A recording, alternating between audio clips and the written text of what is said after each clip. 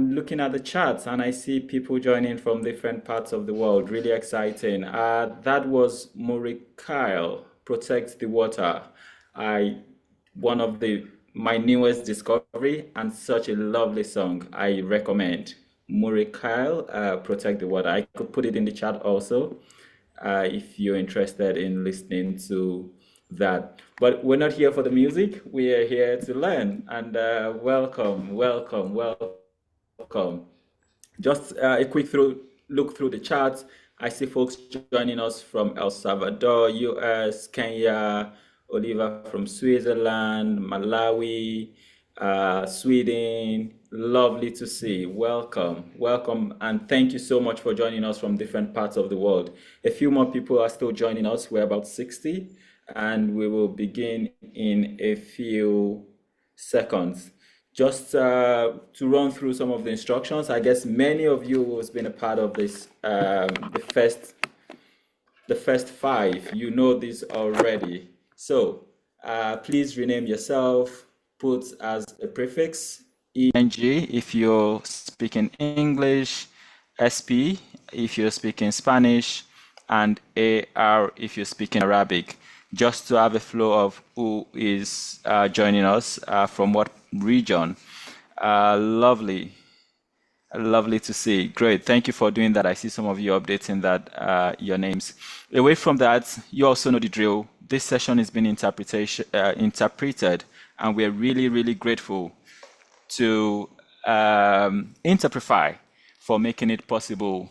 Go to the Zoom menu, or if you're joining from your laptop, just look beneath your screen and you'll find that globe icon with the text interpretation. Go in there and you can choose Spanish or Arabic. The session is translated live to Spanish and Arabic. So just find that interpretation globe and you can choose to listen to the rest of the session either in Arabic or in Spanish.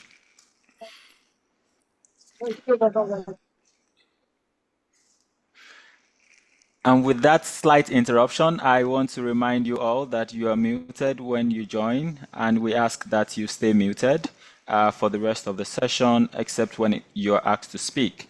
But we kindly ask that you stay muted during the session.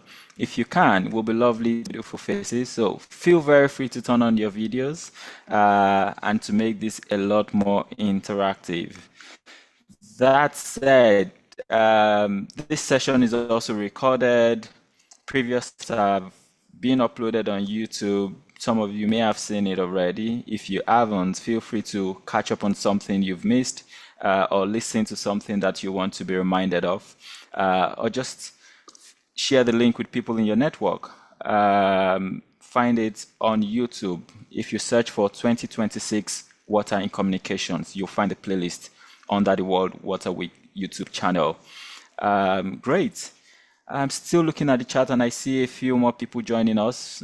Thank you so much. I also see you already connecting on and sharing your LinkedIn your LinkedIn profile. That's really great, which clearly is one of the essence of the Water in Communication series. We've had 5 sessions so far. The last one was our workshop session with Colin, Aaron, and today we move to session 6. It's Tuesdays, Thursdays, so we have one more Tuesday and one more Thursday to go. You probably know 14 o'clock CEST. Please convert that to the time zone where you are, and it's the same Zoom link for all the sessions. Remember that certificates will be granted to those of you that have been active and able to participate in at least 75% of this session, and that's 6 out of 8. One question has come a few times. If for network issues or for time zone, peculiarities, you're unable to join live, what happens? And for that, I'll say, take a moment to watch the recordings and let us know, and that will equally count as attendance.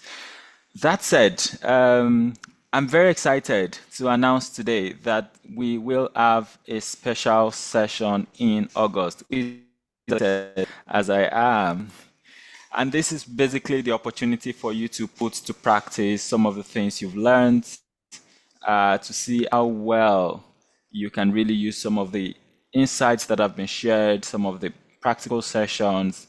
It's time to put it into practice as we have the additional session in August. You'll see it on the slide also coming up soon. We've called it a global showcase of water stories. So we see you joining from different parts of the world, and we think it's not just about coming to this, logging in on Zoom, listening.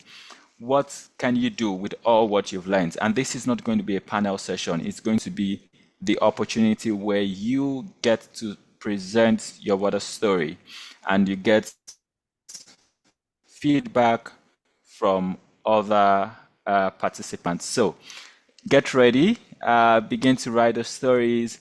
If you're wondering what story should I write, what should this story be about, you'll get this instruction first in your email, but it's also going to be in the folder where we have the slides.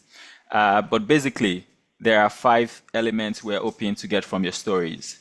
Are they community-centered? Does it show 2026? Does it live 2026 as that converging moment for water?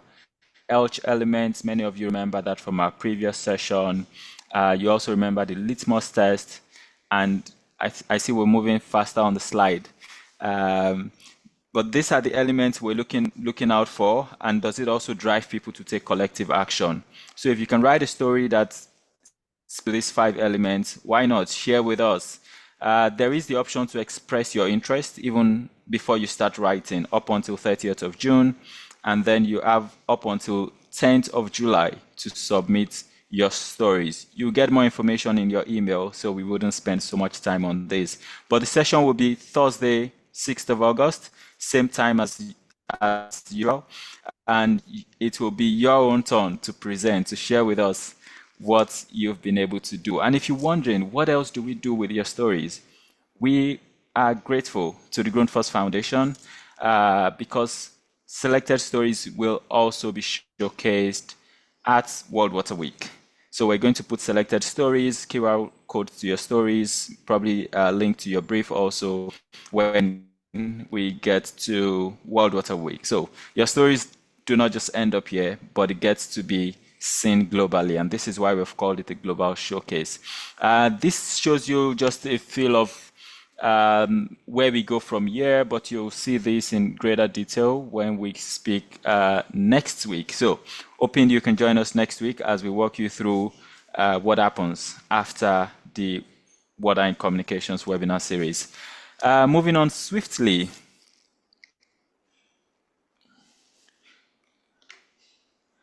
If you haven't checked out the World Water Week website, please feel free to do that. And I highly recommend that you register. If you cannot join us in person in Stockholm, feel free to join us online using the registration link on the website, worldwaterweek.org. You can find out more about joining us, or you take a moment to scan the QR code on your screen. Many thanks to Grundfos Foundation for the support and making it possible for us to bring you Water in Communications for the 6th year in a series. We're really, really grateful to the Grundfos Foundation for this. And it's about time for us to get into today's session. I am super excited, super excited. My name is Sheifumi Adebote. I'm the program lead for Water in Communications webinar series, and also an environmental and communication professional. I'm being assisted by Guy DeSantos, who is the digital assistant at World Water Week. And thanks to him, we have all this slide moving on smoothly. We also keep an eye on the charts and can respond to any questions that you have on your end. And this is where we say welcome officially to session 6 of the Water in Communications 2026 as we look at the topic from policy to people, simplifying water policies and global frameworks. And if we put this in simple terms, what we want you as the participants to do is with the tools to navigate the complex landscape of international water policies. We've said it again and again. we need policies to move or make progress when it comes to the water sector. But we also need these policies in ways that people can understand. So how can we move from, oh, we have the right policy, to people understanding what this policy means and how they can work with it?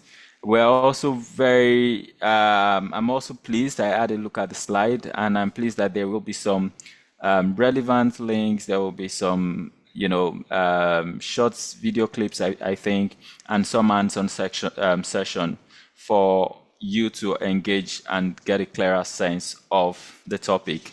Our guest today, in no particular order, or actually, the woman in our midst is Anne Cristiano. Thank you so much, Anne, for joining us today. Anne is the Director, Center for Public Interest Communications at the University of Florida. She's joining us from the US today, and we're super excited to have Anne with us today. Welcome, Anne. Great. We also have with us Manuel Erkat, the Program Officer, Swedish Waterhouse, which is a part of the Water Institute. And Manuel's work is focused on CB's role in international processes. He's joining us from Stockholm today. Welcome, Manuel. Thank you for having me. Great. Joining us from Kansas is Samuel Ajala, a journalist and researcher who just graduated from the Department of Communications, where his research has been focusing on environmental and climate communications. We're very happy to have you, Samuel. I know there is still a problem with your audio, but I hope one way or the other we can make it work. Welcome again, Samuel. Thank you for having me. Great, we hear you clearly. And Peter Glick, water communicator and co-founder of the Pacific Institute, joins us from Amsterdam today. We're very excited to have Peter. His work focuses on defining and assessing the concept of soft path for water and peak water. And he is the author of the book. Is it the book now or the theme? But Peter, you introduce yourself a little bit more when you come. I can't find that in my script for some reasons. But we're very excited to have you, Peter. Welcome indeed. Thank you. I'm happy to be here. Great. And that said, I think we can proceed. We'll start with Samuel. Let's do it this way. Let's start with Anne, while we give Samuel some time to fix his video. It will be nice if we can see you alongside your presentation. So, Anne, very, very delighted to have you and welcome. Help us set the tune. How do we get from policy to people? Wonderful. Thank you so much. I'm so thrilled to be with you all this morning and really excited to share what we've learned in the Center for Public Interest Communications here at UF about how to communicate about these issues. Public interest communications may be a new term, but will feel very familiar to you because I imagine that whether you've used this term or not, it feels like what you do. It's a science-driven approach to strategic communication focused on lasting change that transcends individual interests and advances our greater good. So we see public interest communications as having these four essential points: the truth, but communicating the truth in a way that is meaningful and it resonates, that is focused on systems-based solutions, and that serves the greater good. At the center of that is strategy, the hard choices we make every day to concentrate our resources as communicators where they can make the biggest difference. Today, I'm going to talk with you a little bit about the science of what makes people care. These are 6 essential rules for effective communication that we have pulled from social behavioral and cognitive science. And we have used these to communicate on water issues here in Florida and also with some of our partners around the world. And I'm also going to share an example of how one of our partners actually pulled these principles into their own storytelling for policymakers. I'm passionate about this topic. I think this every morning. Why are people not engaging with my message? And we often approach this from the information deficit model, just thinking that if experts can do a better job of communicating to non-experts, we can solve the problems of the world. But Information deficit model, raising awareness, they're unicorns. They don't actually work, sadly. And that's deeply frustrating for people who are as passionate as we all are. So if we want people to act, we have to make them care, and we have to show them what to do to make a difference. So today we're going to get through a few of these 6 imperatives for change makers: enter the world of your actors and provide something of value. Talk in pictures, invoke emotion with strategy and intention. Make your calls to action actionable, work with trusted messengers, and build stories that are rooted in the best of what we know from narrative science about what makes one story more compelling, inspiring, and memorable than another. So we think about this idea of entering the world of your actors and providing value a lot.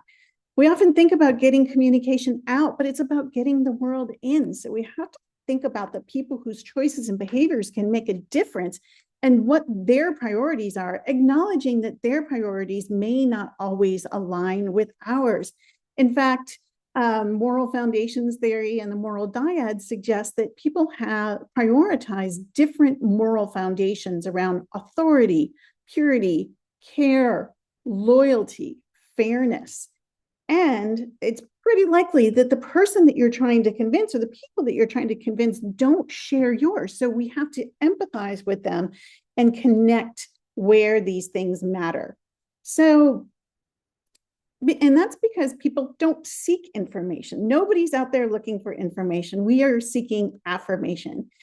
Our brains are powerful sense-making machines that require us that constantly seek to affirm us for the choices and behaviors we've already taken. That means we have to find what we call that Venn in the diagram, looking at the intersection between what they care about and what we care about. A few years ago, we got an email from the Impact Story Lab at National Geographic, and they said that they had uncovered some of the research that we had shared from the Center for Public Interest Communications and used it to make a documentary about water and conservation here in Florida. This documentary was created for the Florida legislature. Notably, in Florida, I don't think Florida is known for its conservation or its prioritization of environmental issues. And so convincing our legislature to invest in this topic was certainly a tall order. So Carlton Ward, National Geographic Explorer, made a film about the Florida Wildlife Corridor. I'm going to share a short trailer from this. And with that, demonstrate some of the 6 principles that I just shared with you.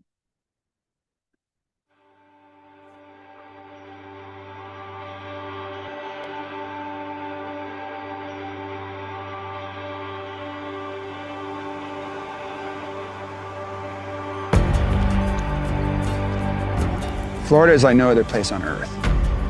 It's the land, it's the water, it's the people. And the Florida Wildlife Corridor is the backbone that connects it all. But we are seeing changes because of those 1,000 people a day that are moving to Florida.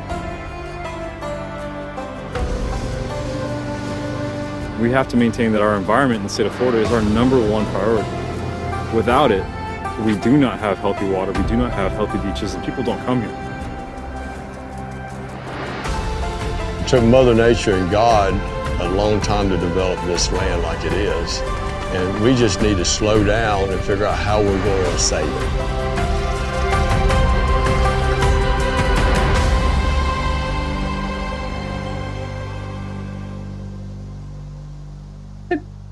Carlton Ward, whose voice you heard in this, worked with National Geographic to make this film. He rented a theater in Tallahassee, the capital of Florida, and invited the legislators to come and see it, which they did.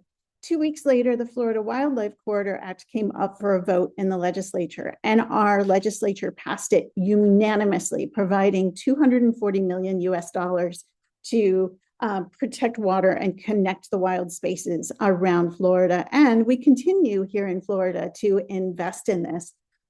Part of the reason this is so successful is because Carlton adopted the principles that I shared with you. He told a story in a way that he knew would resonate with what makes our legislators proud. He activated emotions like pride and joy and awe and hope, the emotions that we know are associated with action.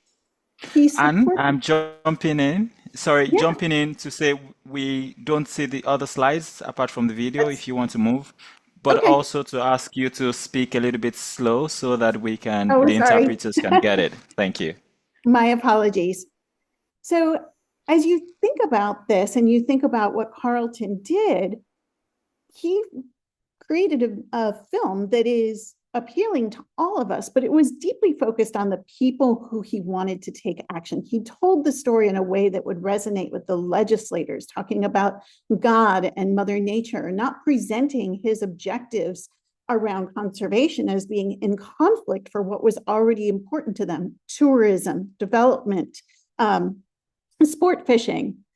He resonated with deeply held values, referencing God and Mother Nature, and connected to what they cared about, their pride in the state, and thought about how this would be more useful to them. Our next principle is talking in pictures and using hypervisual language as we talk about the issues that are important to us. We often subscribe to the curse of knowledge. It's hard for us to understand what it's like to not know all the things that we know. This is a very human cognitive bias. And we assume the people we're talking to have the same level of understanding as we do on any given subject.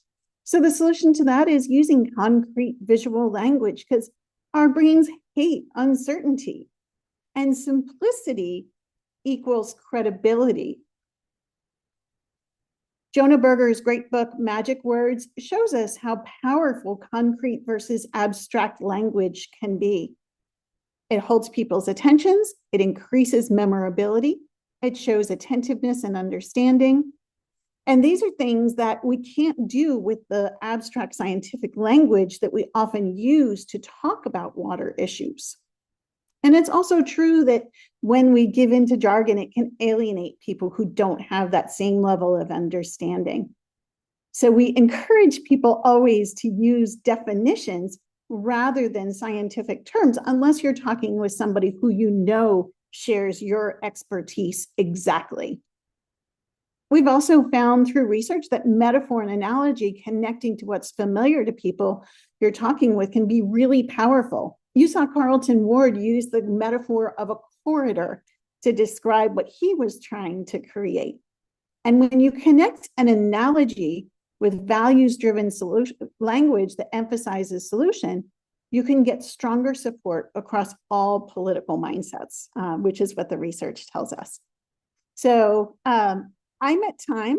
I want to quickly share this last slide about emotions and how different emotions lead to different kinds of actions. We talk a lot about door closing emotions. People tune out the things that make them feel bad or require them to do something they don't want to do. So when we communicate with sadness, anger, fear, and shame, we're encouraging people to check out. And you saw this very clearly in Carlton's film. He didn't use any of these emotions. He talked about the door opening emotions. We didn't see humor, but we certainly saw pride, awe, and hope in that video.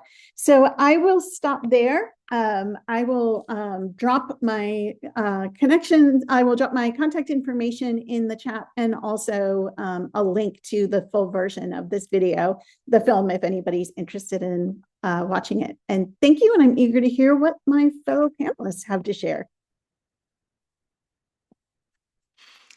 Thank you so much, Anne. Really, really exciting. And I think you use this door opening emotions to open up the door for this session. I see from the applause, from the reactions in the chat, that indeed you've set the tone and set it right. Thank you indeed.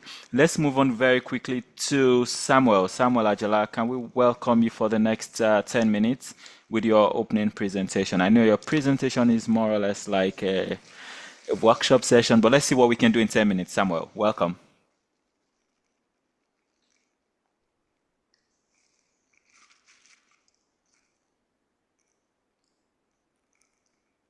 Thank you so much. Can you hear me? Yes. Okay. Yeah, so I'm sorry about the video issue. So I had to like apply, should I say, two-factor authentication to ensure that um yeah, this goes well. Basically I'm just going to be talking about should I say my experience working as a journalist in Nigeria, especially as it relates to covering issues around climate change, water crisis, water pollution, and all of that. So, and I hope in the next few minutes I'm able to like just summarize everything I have. Okay, so I'm basically going to be taking us through the gaps, like the frameworks, and what we need to do as journalists, as communication professional, as people who are interested in really covering the water crisis issue. Okay, so the question is now, what is the problem? What is the problem? So, when it comes to the issue around access to water, yeah, it's a big issue because about 2.2 billion people, like all over the world, still lack access to safely managed drinking water. And as a matter of fact, most of the reports that are being published about water, a lot of these people who are in rural communities will be unable to like read the reports that has been released or reports that has been done. Um, so the question is, the report exists, the framework exists, the data exists, and what is missing simply is the bridge here because people still, cannot have access to those information. Yeah, and people, are still in their states or in their condition. So as a journalist, as communication professional, our work is basically to ensure that we are able to like craft stories or tell stories that people can easily resonate with. Okay, so when we talk about the frameworks in plain language, there are a lot of stuffs, especially when it comes to, the framework around water. We talk about SDGs, we talk about UN 2023 Water Conference, talk about Water Action Agenda, UN Water Courses Convention, Transboundary Basin Treaties, National Water Policy. So these are a lot of, should I say, a lot of frameworks, and the reality still remains that a local person in a rural community does not know that this framework exists. If at all they know that it exists, the question is, how are we able to like, simplify some of this report to them so that they can be able to like access them? Because as journalists,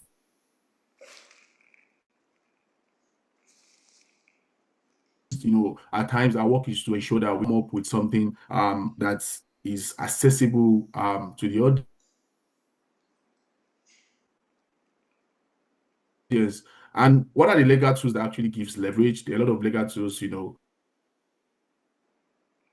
that work based on the right for the public to access information, participation and access to justice. We talk about the right to healthy living, and we also talk about the right to information laws. That is, that people can be able, or citizens basically can be able to like fight for freedom of information, to like get information around water issues or environmental issues in their community. And this is what personally as a journalist I'll be also be able to use to do some of my reporting.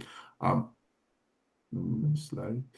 So the question is, how do you read a policy document as a reporter? There are a lot of ways, there are a lot of strategies that can be used here because policy documents can be so bulky and they can appear cumbersome because you have to like go through about 200 pages, 300 pages, and all of that. As a journalist or as a reporter or communication professional, you must be able to simplify those documents to look at the important areas, especially when it comes to the area of like, commitment versus financing. It's not just about the press release. You must be able to find where the money is. Is it new? Is it recycle? Or is it basically, something that is just, happening all the time?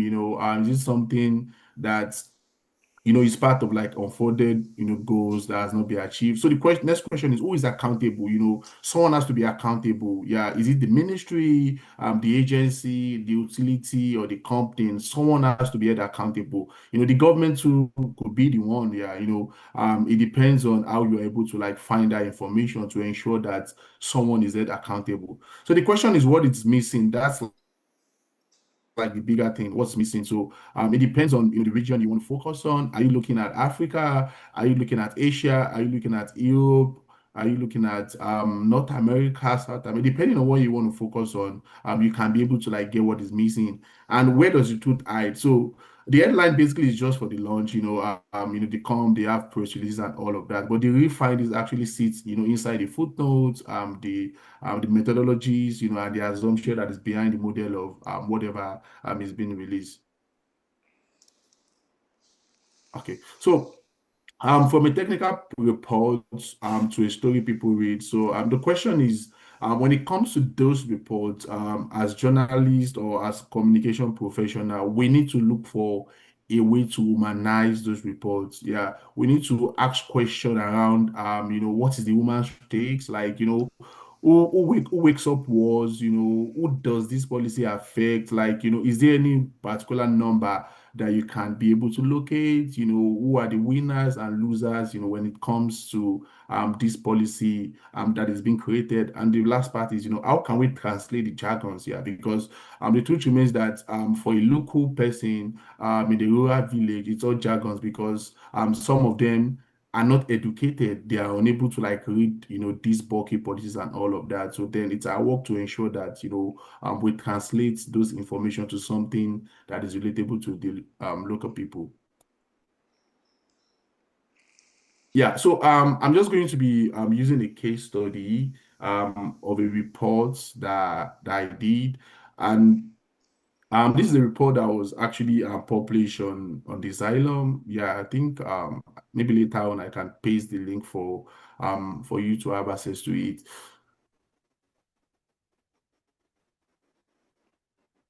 Okay, so what was the issue, or what was I able to like find out? So the policy version of this report is basically that about 60 million people are actually exposed to 1 in 100 year flood.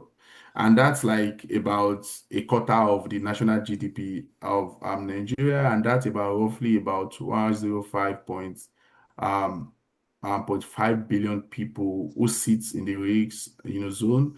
And a lot of early warning system and drainage are actually underfunded, and because of these, people are being, impacted, by the issue of like flooding in Nigeria, like in Lagos, which is the southwestern part of Nigeria. So I think the people version for me, or a way of wanting to humanize that story, basically, is to able to talk to a source like a businessman in Sabo, Yaba, like that's like in Lagos, who shares experience about, how his house became flooded and how, all his family has been affected because of the flooding that happened. So that's how to like impute human version to like tell stories of people. So it's not only about the policy version, it's also about how can we also impute the people version to ensure that we are telling a balanced story as journalists or as researchers.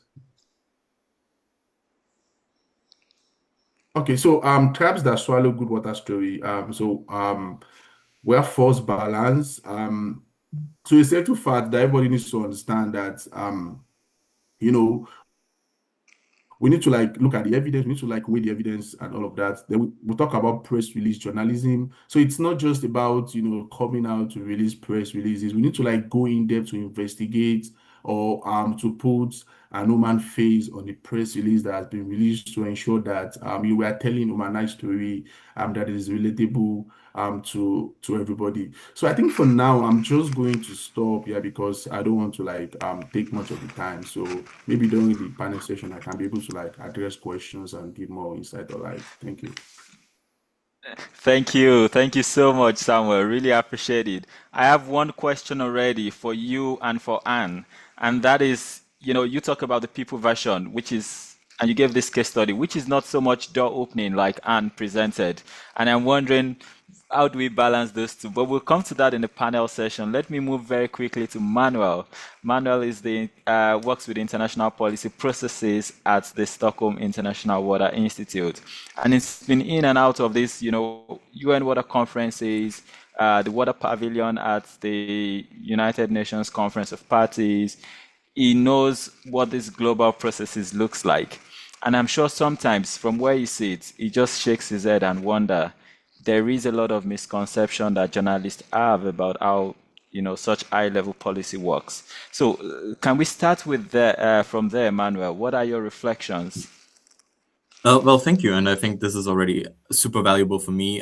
So I'm not strictly a communicator. I work, as you mentioned, with the policy. So this is super valuable for me to hear how to really make it effective, because of course, at the end of the day, if I go to these events and sort of try to influence negotiations, how I communicate my asks is key.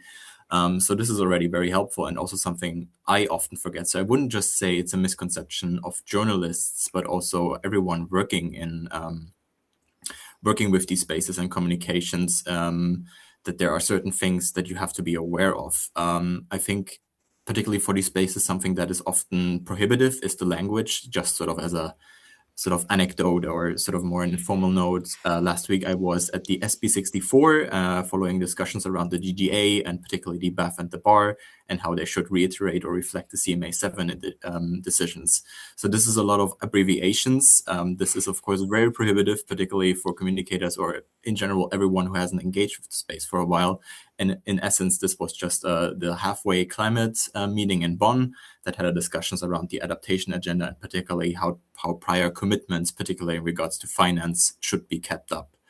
So there's definitely a way to sort of make the communications around this easier. And sadly, sometimes the UN has these very restrictive languages, often, of course, because they're under time constraints, so they like to use abbreviations. Something that I think that really is a misconception, and also I had to deal with this, so I wouldn't really blame this on sort of communications or anything. I think it's just the nature of the space, is that I don't think you can expect to go to these meetings and see the impact the decisions flow naturally. So I think there should be a lot of focus on the informal spaces at these conferences, but also in between. So a lot of these agendas are set throughout the year, as for example with this halfway climate meeting, or for example with the upcoming World Water Week, where people get together, discuss topics, and sort of also form allegiances, align their content, and also compromise. Because if we go to these bigger conferences, in particular listen into negotiations, what we see and hear a lot of times is the making of statements, which is of course understandable, but not really where the sort of policy making, the sort of engage and then exchange of ideas happens. So I think particularly when we communicate around these issues, something that would be important is to highlight these processes and also different milestones throughout the year, and sort of how a topic has developed over a certain amount of time, to really showcase we started here and now sort of the discussions have developed into this, to really sort of drive home what has formed the sort of the point where we're at now, and also sort of what was the starting point, what were really the important milestones, and how they sort of are reflected in current iterations of text. But again, of course, this is often very, very convoluted UN language that is prohibitive, but definitely something that we can break through. So the informal space is really, I think, and sort of these spaces in between is really where impact happens. And I think it's also in part a good thing, because UN spaces are not only restrictive in language, but often also in access. So for example, for a lot of actors, and this is also from my experience as someone who, as you mentioned, works with the Water for Climate Pavilion, a network of over 90 partners, getting them all engaged is sometimes difficult, particularly at these restricted conferences.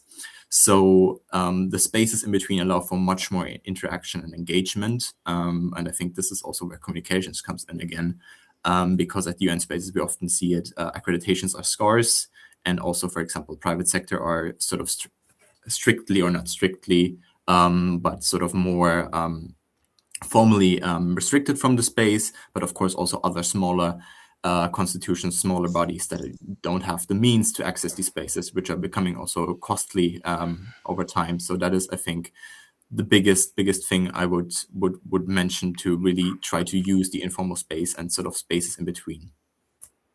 Great. Thank you so much indeed. I think the word you're looking for was observers, where private sector just come and they observe and they cannot really be part of, the action.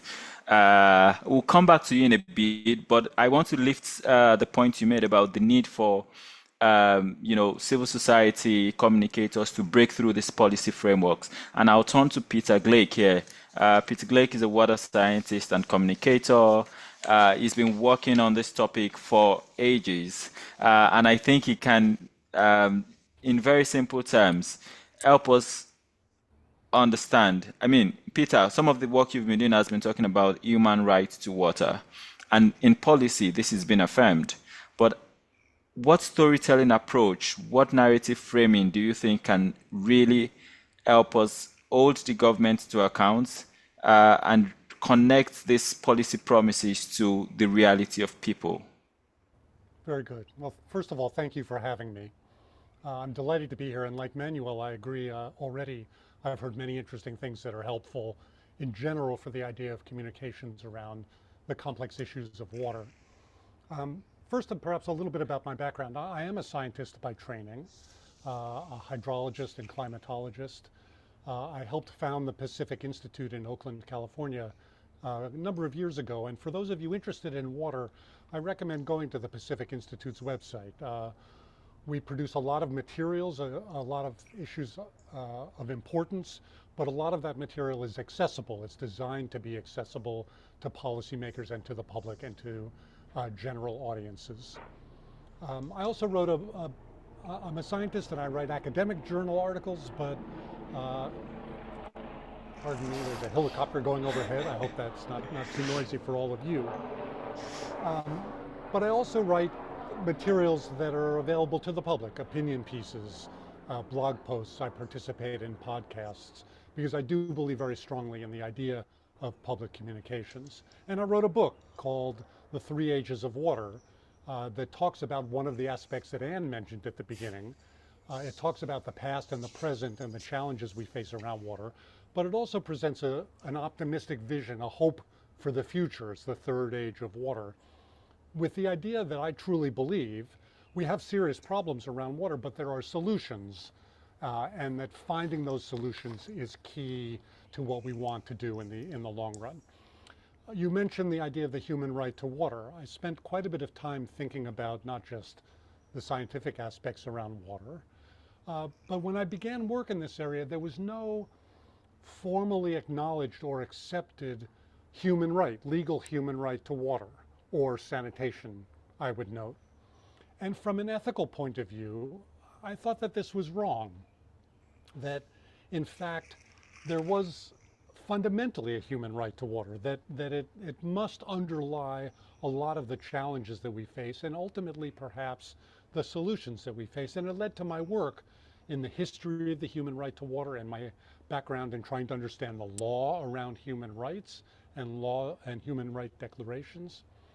And so I argued in the 1990s that there was indeed a human right to water implicit in what had already been acknowledged as human rights: political rights, the right to health, the right to well-being, the right to some of the moral understandings about rights. And ultimately in 2010, the UN declared a formal human right to water. It was acknowledged by the United Nations, by the Human Rights Council, and I would argue first that that's a very important advance.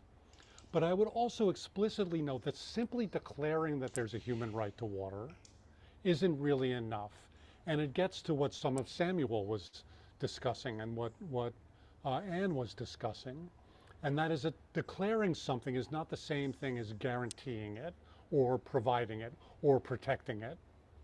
And we have to step away from the idea that declaring a human right to water is not the same thing as magically solving our water problems. The UN declared a human right to water in 2010, but we still have 2+ billion people without access to safe water, without access to sanitation. And ultimately, it's the responsibility of communities and corporations and governments to satisfy this legal right, and explicitly not to deny access to safe water and sanitation to anyone. And so the most effective next step is for individual governments to turn the idea of a human right to water into legislation, into policy, into action, to promote that right, to satisfy that right. And that's something that too few governments and countries are doing. So in a sense, what we need now is more action and less talk. So I consider the human right to water to be a moral imperative. I consider it to be a fact, a fundamental truth, as was mentioned earlier. But it's just one tool to help us continue to push our institutions in the right direction. And that's the direction supported already by the SDGs, the Sustainable Development Goals, which have already declared a universal access to wash to be a fundamental principle. So let's acknowledge the human right to water, but let's then take the next steps to satisfy that right. Thank you. Thank you. That is apt. Thank you so much indeed. Let me go very quickly, turn back to Anne here. And please, if you have questions, put them in the chat. I see the chat is really, really engaged. And I see all the links that you're sharing. I also put the link to the Pacific Institute in the chat. Great. And yes, I did flag, put your thoughts side by side, Sam's thoughts earlier. And I wonder if you want to, you've studied how people react to polarizing issues, and you've given us this recommendation on what works. Sam has given us his recommendation. And this is a conversation that is very much of interest to communicators. Do we approach these issues from a place of hope? Do we do so from a place of fear, of, getting people to feel, oh, we have to act right now, that sense of urgency? So I just wanted you to reflect a little bit further on what is one concrete entry point that you'd recommend for journalists to get into these topics. Thank you for that question. Understanding the science of hope, which is that hope includes three things. Hope is not simply optimism or a general feeling that things will be okay. Hope includes three things. It includes a specific goal, includes an understanding of the steps that it takes to achieve that goal, and it incorporates a sense of agency that it is possible to take those steps. And fear, on the other hand, has three potential results. Well, four. People, when they feel fear, they often freeze. It's very human to be immobilized by fear. Or they flee, or they fight sometimes, but we don't know if they'll fight or not. Or sometimes they fawn. Those are the four fear responses. So the fear responses are much more uncertain, and many of them are counterproductive, whereas hope is associated with these very specific actions and a path. It's also one of those emotions that people want to feel, especially so much right now. So there's a great deal more openness to feeling hope than there is to feeling fear. Great. I see Peter nodding and agreeing with you. From Manuel's smile, I also think he's aligning with you. But Samuel, let me come to you here. And I say this as someone who understands that stories from different parts, have sort of put forward through different lenses. If you come in from, say, developing countries, least developing countries, it's easier for you to throw away this or to throw out this point of doom and gloom. And that's what journalists from this area sort of lean onto, compared to if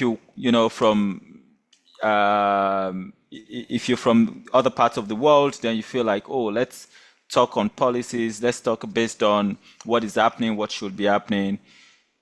I just wanted you to lean on a little bit on Anne's thoughts here. Is this a general case that, this element of hope really get people to act, really gets the stories to where it should get to?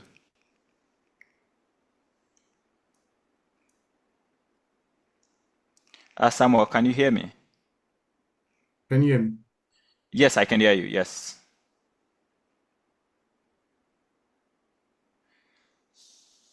Samuel, I can hear you. Did you get the question? Sorry, can you hear me? Yes, I can hear you loud and Okay, clear. yeah. Sorry, can you take the question again, please?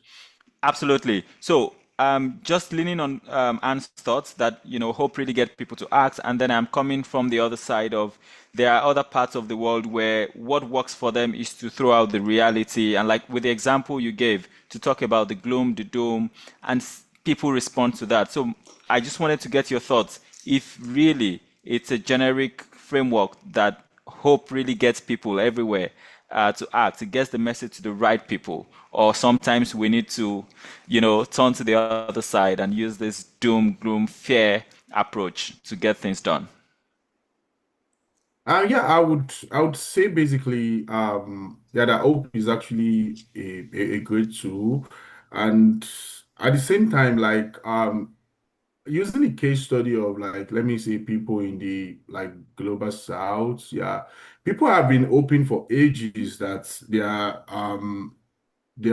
local water issues in their community is going to, one day be solved. And the truth is, things have not changed. Things are still the same. Yeah, people are open. It's not like people are not open. They are open, but the reality is that the people who are supposed to take action, the people who are supposed to do something to solve their problem, are not either doing enough, or they are not doing anything at all. So that's the question, or that's the problem for me. Yeah, we can't keep open, and there is no concrete action to make sure that we actually solve present issues. Yeah, because these issues have been there for long, and successive governments have been coming to claim they are providing solution, but in reality, they are not doing anything. So the question is for people like that in that case, or even let me use the story I did as a case study for someone who lost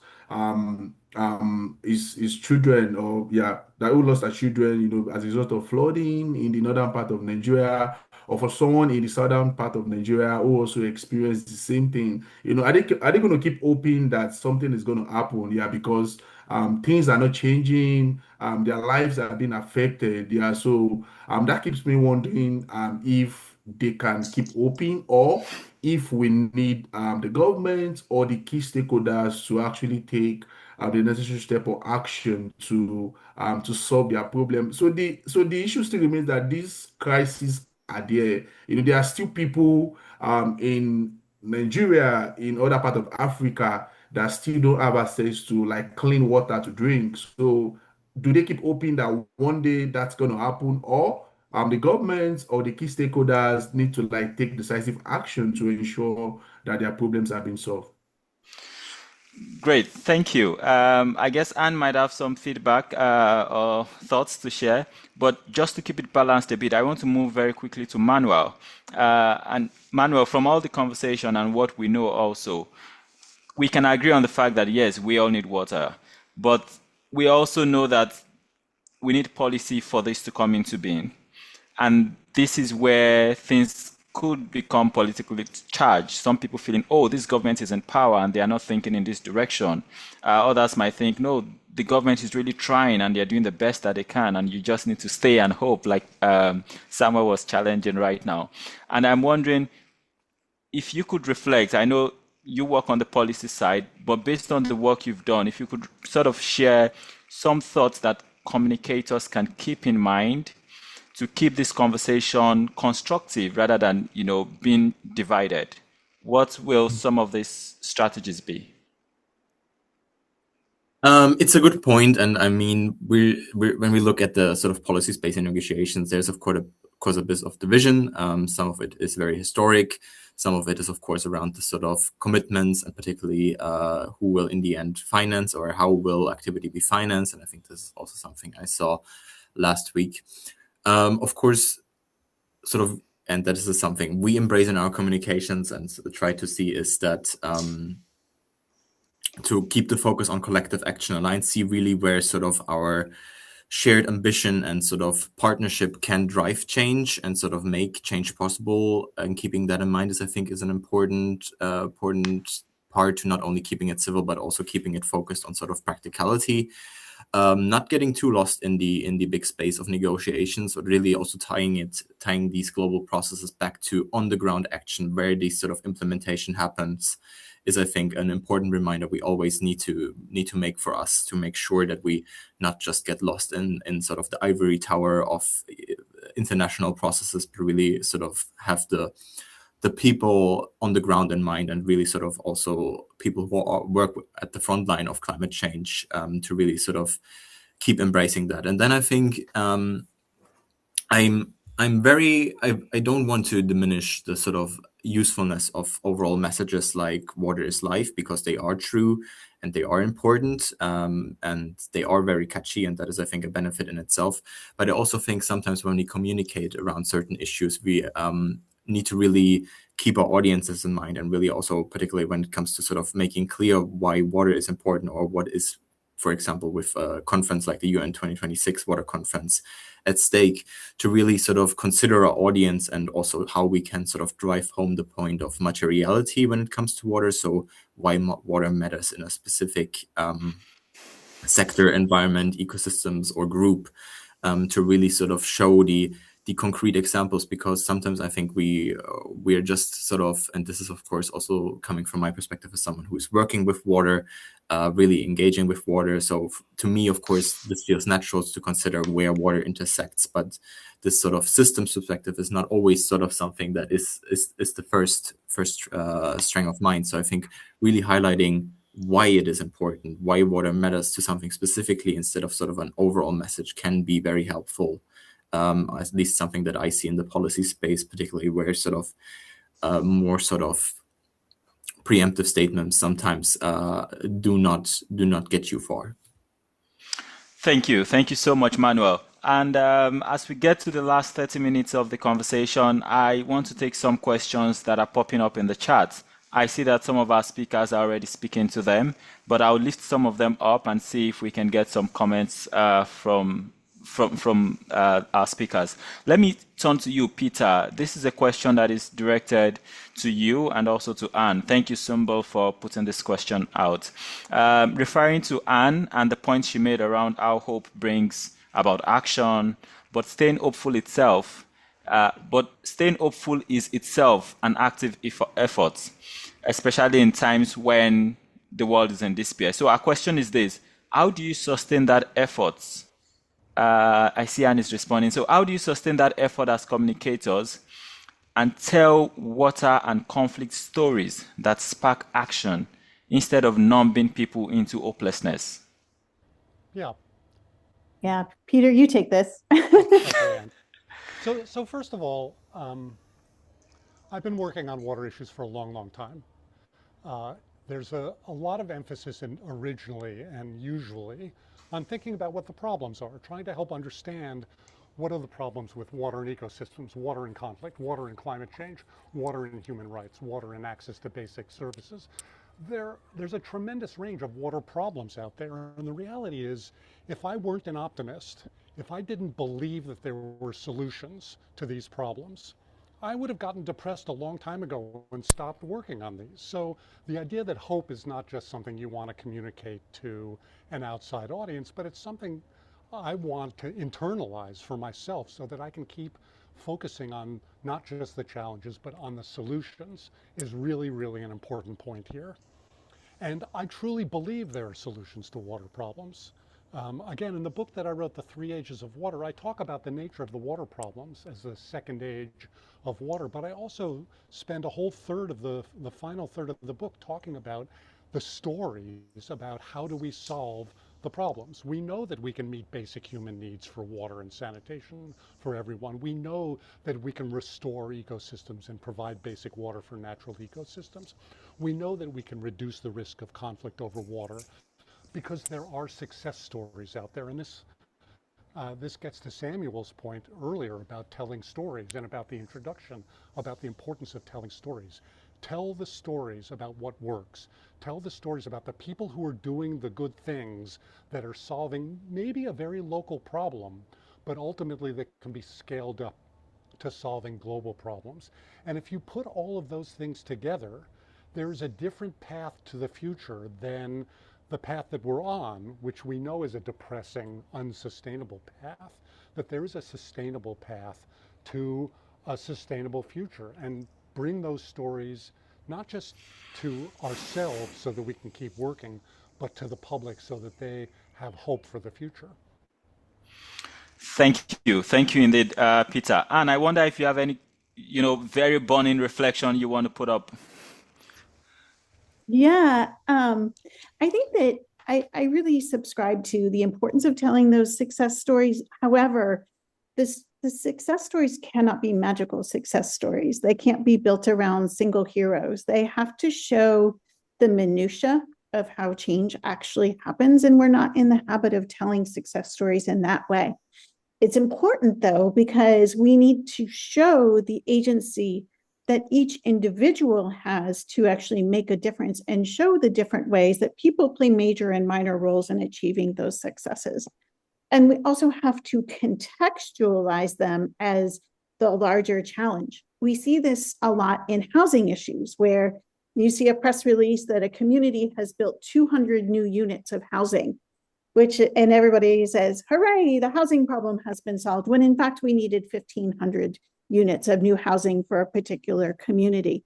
So it's always important to contextualize the successes against the bigger need that you are trying to address, and show that as progress and hope, and what we can learn from that as we work to take on the bigger challenges. So yes, success stories, but practical, meaningful, vivid, accurate success stories that are built around connected community action versus single individuals.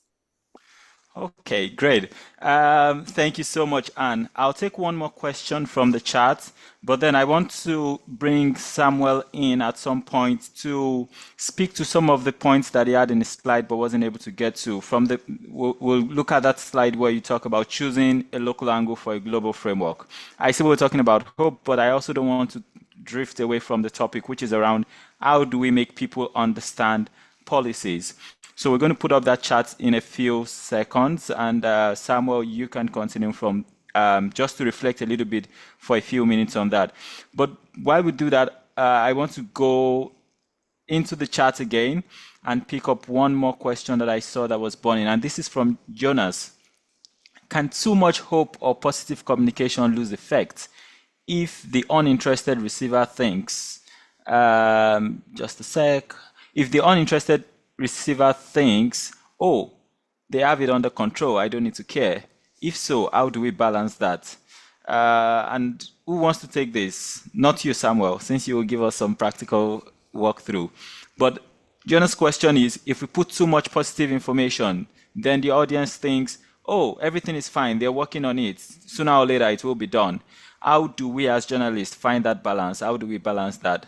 Manuel, Anne, Peter, who wants to go? Well, I'll just quickly say, I think the opposite is typically the problem, that there's too many negative stories. We're bombarded all the time with the true but difficult to internalize idea that we're faced with a whole series of water problems, I've laid out a bunch of them that we're all familiar with. I think it's important that the positive stories get told. I don't think they should be told in a way that says, okay, we've solved all the problems. Okay, we've provided safe water and sanitation to this community, therefore we don't have that problem anymore. I don't think there's that much risk of that, but we just have to be careful that the success stories and the hopeful stories aren't told in a way that okay, we don't need to keep working on this problem constantly. We do. Great, thank you so much. I see Anne, I see Oliver, I see Manuel nodding and agreeing with you. Samuel, let's turn to you again very quickly. Part of your slide, I saw this and I just couldn't resist you sharing. You've sort of you want to walk us through how to turn a policy document into a 400-word story. I wonder if Manuel will agree with you at the end of the 4 minutes you have to walk us through this. Okay, thank you. So I think the one question I ask myself whenever I see any technical documents is I ask who is already paying for this on paper? So that's the question I ask myself. So is it about a national water strategy that will tell you that some percentage, lacks assets, or that some people, risks is actually rising because of water issue? So I asked the question, who that percentage is, what is their name, and I lead with them. So from there, it is like three quick moves for me.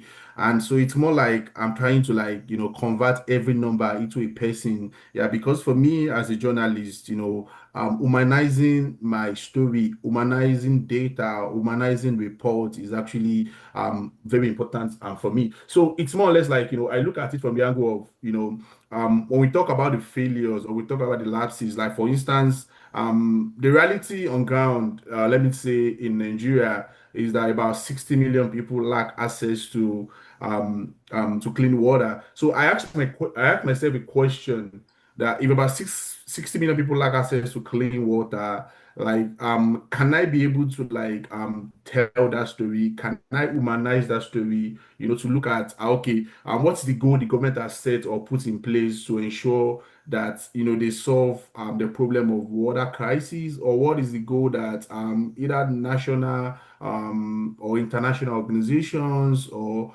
reputable body are doing to also address the issue of one scarcity. So this leads me again to finding like one name person that carries the whole gap. Yeah, so it's more like I'm using that one person to tell a story, and the story I'm trying to tell is actually connected.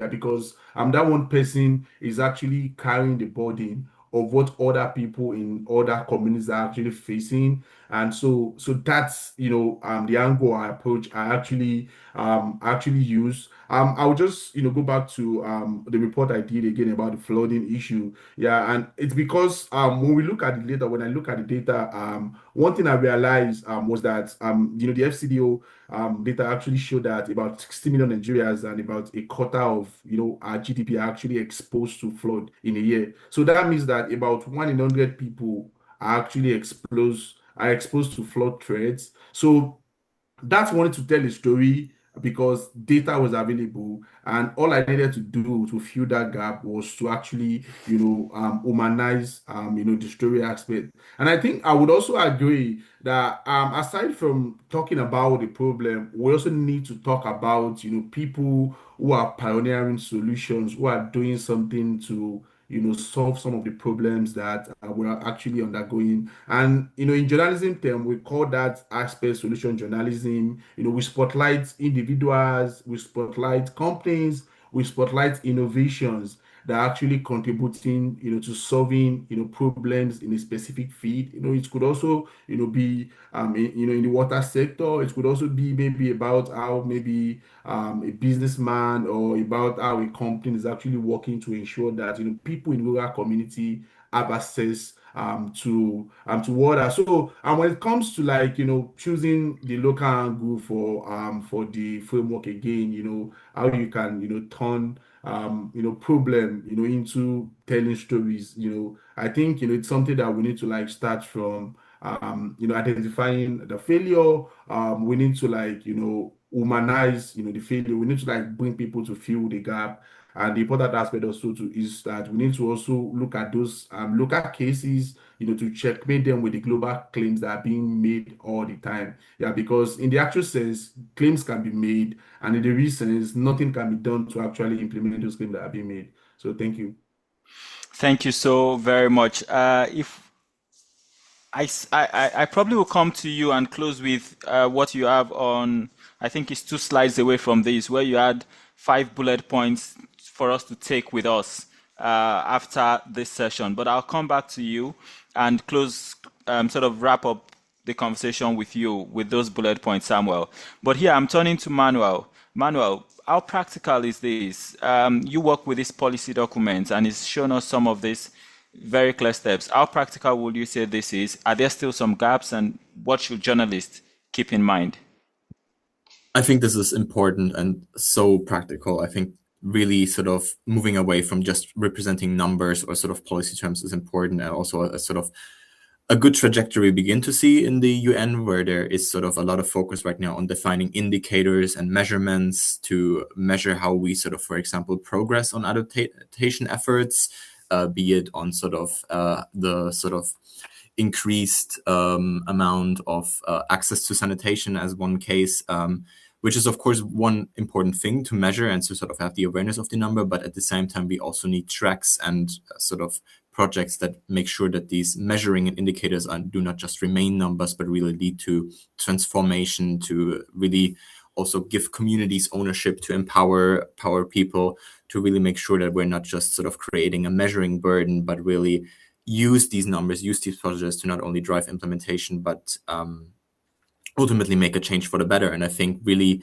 having local examples, including local perspectives, also using, for example, personas or cases like just mentioned by Samuel, is important and can definitely help us drive this point home, not only sort of for communicators, but also for the people ultimately who sit in these UN meetings and sort of make the decisions, sort of negotiate with one another to really make sure that it's understanding that we're not just sort of focus on numbers, get lost in GDP tracking or other things, to really tie it ultimately back to why we are addressing the issue. And also to just quickly come back to something that Peter has mentioned regarding sort of hope, even in the UN spaces, the current trajectory and acknowledgement we see is that our adaptation efforts are being outpaced by climate change. So it is important to, I think it is important to narrow that home and to have these local examples also further to highlight this, that there is, of course, it's good to have the hope and to have the success stories, but I think there's a clear understanding, particularly in the policy space, or a clear need to drive home that there is much more that we need to do. Thank you, Manuel. Let me stay with you for maybe a minute or two, as I go back to the chat and read some of the questions coming in. This is a question from Train, and Yu is asking, regarding transboundary water management, how can the water stories help to address water conflicts and bring people together? And does the global water framework work in this case? So I'm not a particular expert on the cooperation track, so it's a bit difficult for me to speak. And it's also, if you look at the policy space, sadly, sometimes particularly cooperation, transboundary aspects is something that is omitted, in part because it's a very political, very difficult issue. Something often, if we look sort of in negotiations, outcomes, one of the first things that sort of leaves these documents is the aspects of transboundary, because it's very political. It is difficult to address, and ultimately also something that commitments are very hard to make to. So it is, from a policy perspective, I have a hard time speaking to this truthfully, but there are certain frameworks that we see with the economic cooperation framework, the UNECE, or other water frameworks that have started this cooperation. And something I maybe want to tie it back to here is my initial point of the informal space, just from experience and sort of hearing from colleagues. I think these sort of official meeting spaces is often too political for these particularly engagements, for these sort of really sort of transboundary engagements that would be sort of exploited or not be too beneficial in media, let's say, rather. So I think there I would again highlight an informal space as a sort of place where these communications and engagements could lead to more sort of enforcement. Thank you. I'm looking at the charts for a few other questions. I see the engagement building up on Yusuf's question. Great. And thank you so much for engaging with the chat. If there are any questions and you want to just speak, feel free to use the raise hand function. We have a few minutes to take questions before we bring the conversation home. But I have a question here, and I think I will pass this on to Anne, because in your opening presentation, you sort of spoke to it already. But just to ask in very simple terms. What is one common mistake you see communicators make when trying to simplify a policy document? Oof. Um, where to start? That's hard. I have to pick just one. I think one thing that I often see, and this is something that I really loved about Samuel's presentation, is this idea that if we can just make the numbers big enough, people will acknowledge the crisis and take action. And yet, we know from the research of Paul Slovic and some other social scientists that the bigger the numbers get, the less we feel our own agency to act. Also, the numbers are fundamentally abstract. So I really loved what Samuel was saying about opening these stories and sharing the data in the context of specific individuals. So I think that that's something that's really important. I think the other challenge that I see, I'm picking two, is that the term crisis is not overused or misused, but we hear it so much on so many different issues that there's a crisis competition going on with all the various issues in the world. And it can be overwhelming. It can be, it can lead us to just kind of check out. And so I think we can differentiate the crisis by offering meaningful steps. When we talk about the climate crisis, showing the ways in which it is possible for human action to make a difference so that we don't otherwise feel like, oh my gosh, we are so, I was about to say a bad word. But really, balancing that the fact that yes, this is serious and we're not trying to pretend that it's not, and we're not trying to paint it with roses, but we also cannot move people to action unless we show them what they can do in their own agency and show them how other actions have made progress against these seemingly insurmountable challenges. Indeed, indeed. Thank you so much, Anne. Peter, let me turn to you quickly. The work you do is great. And imagine we had, we're about nearly 100 on the call. If we had 100 of other people doing about the same thing you're doing, imagine the impacts that we could have in how we communicate about water. If you were to inspire, and I thank you again, Oliver, for sharing that interview with Peter. I think you shared it 2 sessions ago, and now it's in the chat for those of you who want to check it out. If you could inspire or just get more people, sort of on board more people to do the very important work that you're doing, how are you going to convince us? How will you get us to do this? Well, let me say very simply, people really care about water. Water is not a scientific or an engineering problem alone. It's an economic problem, it's a social problem, it's a political problem, and it's truly, in some ways, the most interdisciplinary of the challenges that we face. But if you look at every public opinion poll, if you look at every assessment of people's concerns about environmental problems, water is always at the top. People care about their water in terms of their personal access to water and what's going on in their communities, but also in the bigger picture about how bigger water problems, they interest them, they affect them. And so what I would say is, and Samuel should have said this, I'll say it, we don't have enough water journalists. There are so many stories that are described as an economic story or a political story or a story about housing or a story about who knows what that could also be described as a water story. There's so many ways to get the water component of the problems that face us and the solutions that are available to us connected to water that tell those stories.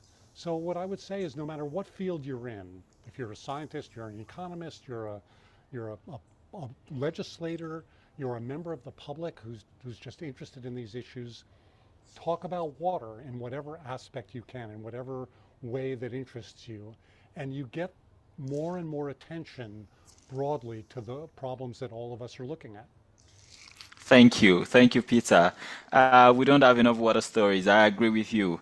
And I think in the last session, we're going to have some hands-on exercise that get people to find water stories outside of or in stories that do not carry water. And we're also going to do this at the center stage, where we'll be having a stellar lineup of participants helping us find the water angle in other stories or stories that are making the round. Manuel, I am coming to you now.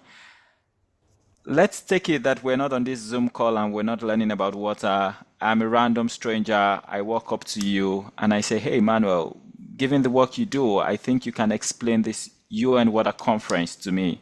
How will you explain the UN Water Conference to someone you met on the streets in, a minute or two?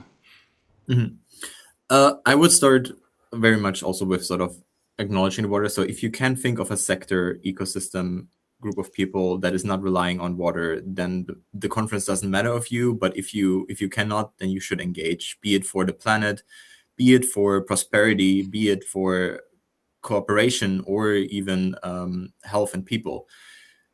The UN conference will be the place where we not only make commitments, but unite, come together, align, and ultimately drive forward how we are going to move forward with water. And they're actively trying to make everyone part of it as good as they can. So you don't need to be a country, you can even be an individual. So I think if you have an idea, if you have a task, if you feel there is something in your community that you want to address, then you should be at this conference.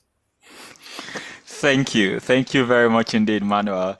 As we take our closing thoughts, let me start with you, Samuel. I mentioned I was going to put up this slide because I think it speaks to some of the points we've been raising, and I just want you to share with us your thoughts on this as you also wrap up, and we take your last thoughts, and then we go also to Peter, Anne, and Manuel in that order. Samuel, please. Okay, thank you very much. Just to reiterate again, so one of the things I think we should look out for when we're trying to simplify policy document, especially as it relates to water issues. I would say again, and understand that the headline is just written for the launch. The main story itself is in the footnotes, the methodology, and actually what was left out.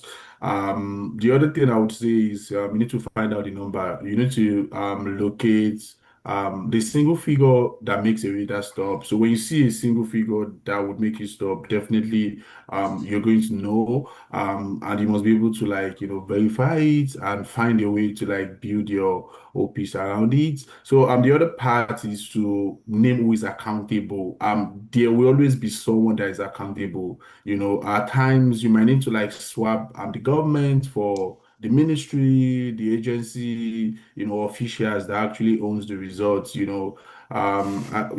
times when we tend to just sort of do some kind of vague blame, it might not inform anyone. There needs to be someone that needs to be held accountable, and the other part is lead with a person again. You need to it's people first, yeah, policy second, people first, policy second. And the last part is that there are also different ways that we can be able to access further information. If there's any policy document that you feel you need further information, you can always request for FOI, that's freedom of information, depending on what the law states in your country, to make sure that you have access to verifiable information that can actually help you to be able to work or humanize your story or communicate better when it comes to storytelling, basically. So thank you so much.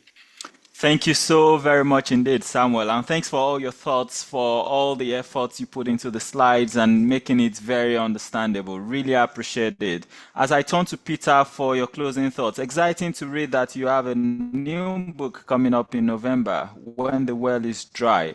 Really, congratulations already. Peter, your last thoughts. What should we take with us from this conversation? Well, perhaps the simplest takeaway is how important communication is around these water issues, truly around any issue, of course.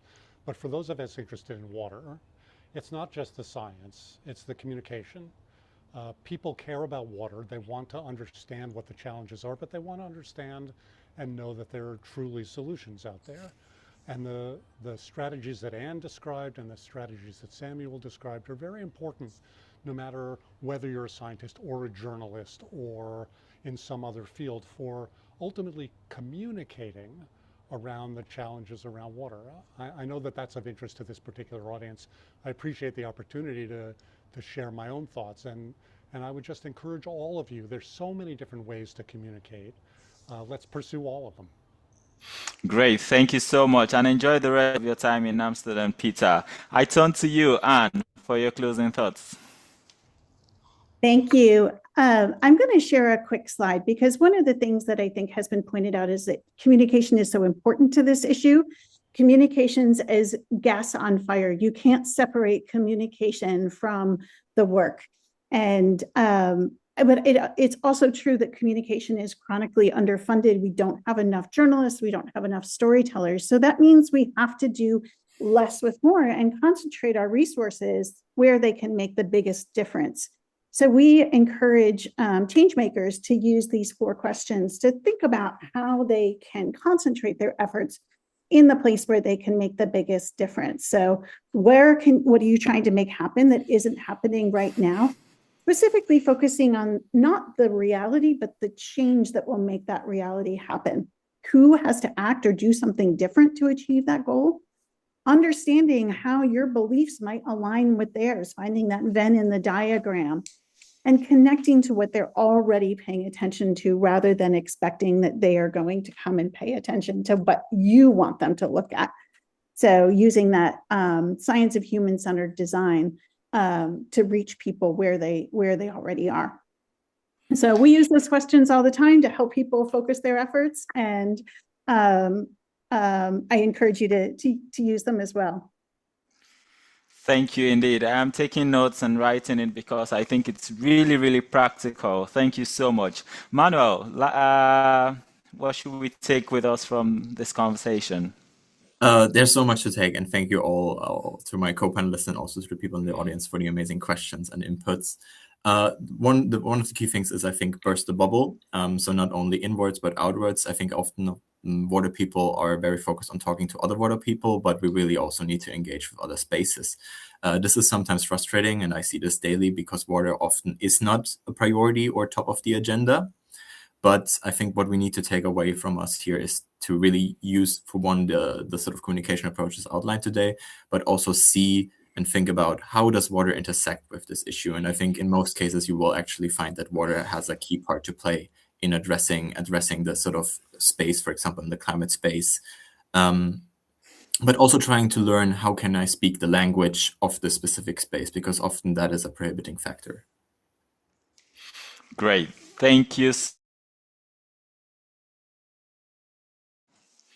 Great. Thank you so much, Manuel. So much to take away from this conversation. And I want to say a very big thank you to our panelists, Peter, Manuel, Anne, and Samuel. Thank you so much for sharing these thoughts with us. I think this is one of the very hands-on sessions we've had, not just in the thoughts, but also in how practical it is, what we can take from this conversation. I see from the chat, it's been really engaged. Thank you so much to you participants for those applauds, those thumbs up, for listening, for the questions. Really do appreciate it. Next session on Tuesday, it's going to be about closing the gap. What are the inequalities from finance to gender to indigenous people? And how can we close those gaps beyond ticking the box? Please join us on Tuesday, 23rd June. It's going to be 14 o'clock CEST, and we hope that you join us to, again, learn from our lineup of speakers. Felicia will be joining us from UN Women, Juanita, journalist based in South Africa, and Jonathan joining us from Australia. He is the director of First Nations Program, Environmental Defense Office. It's going to be exciting. So feel free to join us again. Really do appreciate your time. Thanks for staying through, staying with us. Looking forward to also seeing your feedback on the comments. Let us know what worked, what should we improve upon. Feel free to, once you leave the meeting room, a survey will pop up on your screen. If you do not get it, let me know via email and I can send you the link to the survey. But But yes, it should pop up once you leave. And we really do appreciate your feedback. It helps us improve. It helps us strengthen the quality of the Water in Communications webinar series, and also helps us to know how to connect this with the center stage, Water in Communications center stage during the World Water Week. Thank you. This is where we call it a wrap. Thanks for your time. And until Tuesday when I see you again, so much to take away. I will close with the thoughts from Anne. What do you want to happen? Who should act? How can we get their interest? Where is their attention right now? Begin to connect these dots together, and I hope that some of your stories will be shared in August when we do this Global Stories Showcase. Thanks again, and thanks our panelists, our speakers. Really appreciate it. Thank you all for joining. Thank you, and bye for now. Thank you. Thank you so much. Bye-bye.